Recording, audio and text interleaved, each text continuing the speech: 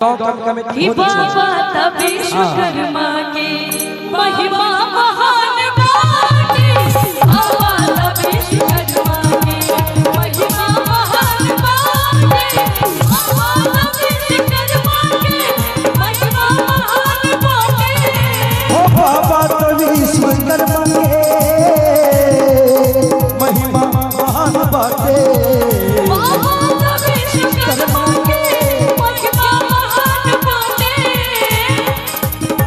ओ बाबा तभी विश्वकर्मा के महिमा महान बाटे। सब कर गरज सवारे ले महिमा महान बाटे।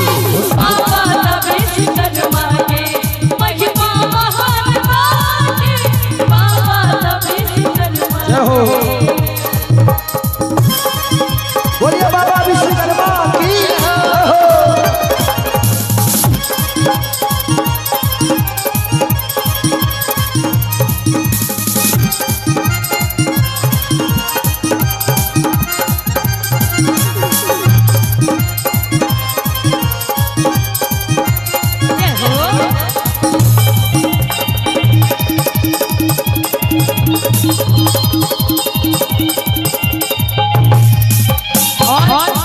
देखिए बाबा विश्वकर्मा एक ऐसे देवता है।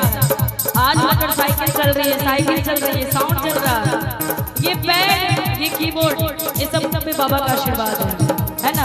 बिल्कुल। मूर्ति बनावे के शक्ति इनके कृपा से होला। ओ मूर्ति बनावे के शक्ति इनके कृपा से होला। मूर्ति बनावे के शक्ति इनके कृपा से होला।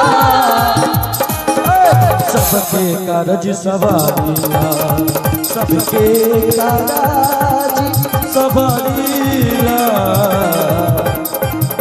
सबके कारज सवारिया जनक जहान पाए। विश्वकर्मा के महिमा महान बाटे। बाबा तभी विश्वकर्मा के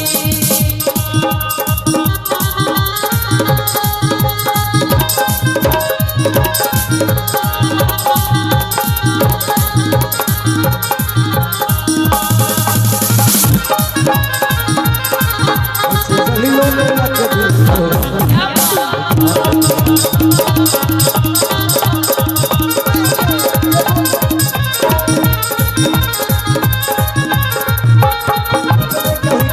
छोड़ा उस गलियों में लग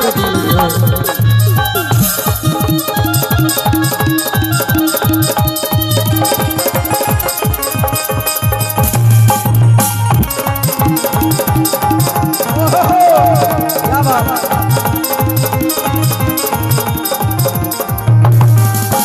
मूर्ति बनावे के शक्ति इनके कृपा से होला।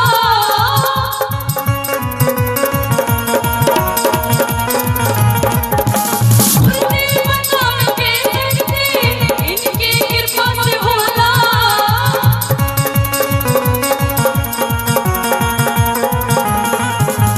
सब कर गरज सवारे ले, सब कर गरज सवारे ले, जानत जहान बाटे। बाबा तभी विश्वकर्मा के महिमा महान बाटे। बाबा तभी विश्वकर्मा के महिमा महान बाटे। बाबा तभी विश्वकर्मा के महिमा महान बाटे। बाबा तभी विश्वकर्मा के महिमा महान